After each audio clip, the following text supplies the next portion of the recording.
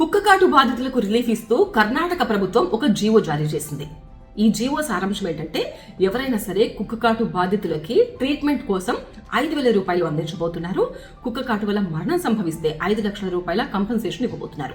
ఎందుకు ఈ నిర్ణయం తీసుకున్నారు అంటే, ఈ మధ్య కాలంలో కర్ణాటకలో కుక్కకాటు కేసుల సంఖ్య ఎక్కువగా పెరుగుతోంది. బాధితులు ఎక్కువగా హాస్పిటల్స్కి వస్తున్నారు. ఒక్కోసారి వాళ్ళ దగ్గర డబ్బులు లేక, సరైన సమయానికి డబ్బులు అందక ట్రీట్మెంట్ లేట్ అవ్వడం వల్ల ఇంజురీస్ తీవ్రత ఇంకా ఎక్కువ అవుతుంది. ఒక్కోసారి మరణం కూడా సంభవిస్తుంది. కాబట్టి అలాంటి పరిస్థితి లేకుండా ఈ నిర్ణయం తీసుకుంది. ఆ మేరకు జీవో కూడా విడుదల చేసింది కర్ణాటక ప్రభుత్వం.